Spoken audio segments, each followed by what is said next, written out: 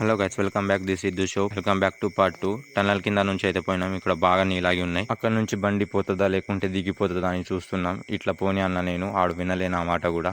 అక్కడ నుంచే బండి పెట్టిండు. ఇక చూసుకోవచ్చు, ఇక్కడ బండిని పెట్టేసిండు. దిగుతుందా, దిగలే, వెళ్ళింది బయట. ఏం కాలే. ఇక నీళ్ళైతే బాగా ఆగి ఉన్నాయి. ఇక్కడ నుంచి మాత్రం ఇక ట్రైన్ ట్రాక్ పక్కన నుంచి మొత్తం బురద ఉన్నది. బండి ఎక్కడ స్లిప్ అవుతుందా అని నాకు భయం. ట్రైన్ ఎటు నుంచి వస్తుందా అని అట్లా చూస్తూ ఉండిపోయా నేను. ఇక ఈ రైల్వే స్టేషన్ పేరు అయితే కామెంట్ చేయండి. బురద రోడ్ కన్నా ఈ రోడ్ అయినా మంచిగా ఉందని ఈ రోడ్కి అయితే వచ్చేసాం. అట్లా పోతుంటే గొర్రెల మేకలు ఎదురొచ్చాయి. ఈ గొర్రెను చూస్తే మా ఫ్రెండ్ గాడు గుర్తుకొచ్చిండు.